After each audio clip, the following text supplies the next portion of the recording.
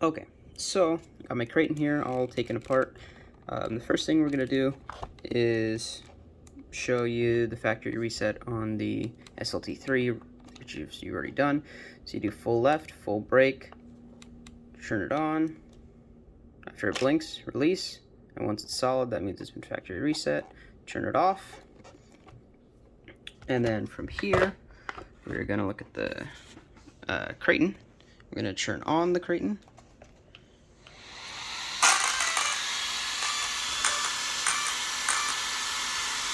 I'm actually going to unplug the fans because they're so loud. This is that Y splitter, by the way.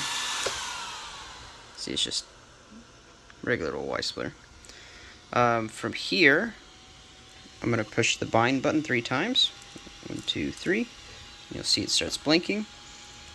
Turn the transmitter on. Once the orange light is solid and that light is solid, you're going to see that it's now bound. Anytime you change the binding or your remote or your receiver, I would just change the or set the throttle end points as well. I'm going to turn the Kraton off, hold the set button, and we'll turn this remote off first, actually. I'm sorry, no, we do want the remote on. So you're going to hold the set button, turn the Kraton on.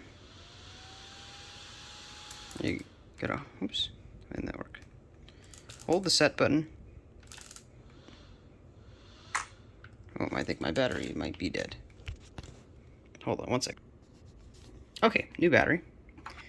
We are going to hold the set button and press the power button and hold the set button down until it does that red blinking. Then release the set button.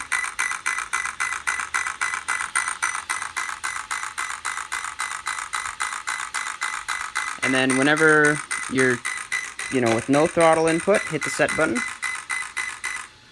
The green will flash once. With full throttle, hold down and press the set button again. It should flash twice. Yep. Full brake. Just press the set button again, should flash 3 times. 1, 2, 3. And then it'll do its startup. And then to complete it, just turn the ESC off. Alright, so now we make sure our throttle's set, so it's basically like you would do from factory at this point. So now, I'm going to turn the car on just like normal. So it's the startup process. So you can see the splines there on the steering servo. When I put right input, it's kind of hard to see. Right input, the steering servo is going to turn counterclockwise. And whenever I put left input, it's going to turn clockwise. And then obviously when nothing's in, it should reset to a center position. If something is wrong at this point, something's probably wrong with the servo itself. So at this point you would just do it like normal, give it a little bit of left and right to make sure that it's centered. And then you would put your horn on, as centered as you can get it. I don't really care right now because I'm going to have to redo the horn part later. Hold on 1 second.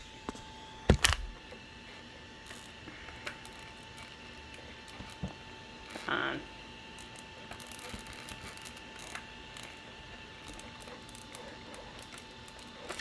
There we go. Okay, we got the horn on. So at this point your endpoints are not set, but whenever you turn left and right, you're going to get good steerage out of your linkage. So on my remote, whenever I turn right, my wheels do go right. If this is not the case, oh shit, should have disconnected the motor is what I should have done.